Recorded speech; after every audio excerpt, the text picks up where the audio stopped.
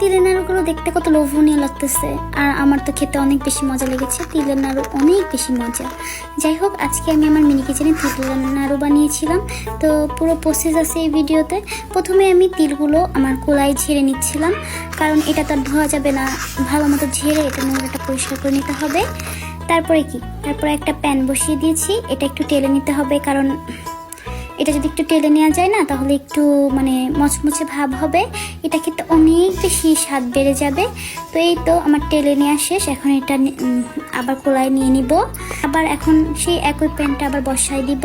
এখন আমি গুড় দিয়ে যেহেতু নাড়ুটা বানাবো, তো গুড়টা আমি প্যানে দিয়ে দিলাম। আর প্যানে দেওয়ার পরেই দেখেন কেমন হয়ে গেছে, খুবই দ্রুত মানে হিট হয়ে এমন হয়ে যায়। তারপরে আমি এই তো তিলগুলো এখন দিয়ে দিব আমার প্যানটায়। এখন অনেক ভালো ভালো করে নাড়াচাড়া করে নিতে হবে। আর এটা মনে হচ্ছিল কি বেশি মনে হয় লিকুইডি ভাব। যতক্ষণ পর্যন্ত না একটু ঠিক হয়ে যাবে আর কালারটা চেঞ্জ হবে, ততক্ষণ পর্যন্ত আমি এটা নাড়াচাড়া করতেই থাকবো। তো এই তো দেখুন কত সুন্দর একটা কালার আসছে।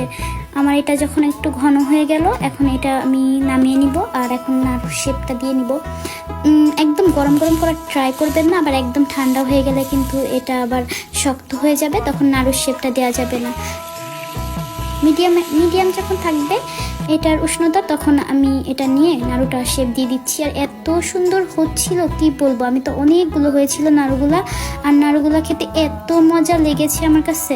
তিলের যে কোনো জিনিসই অনেক টেস্টি হয়, আর প্রত্যেকটা নাড়ু অনেক সুন্দর হয়েছিল, আর অনেকগুলো হয়েছে।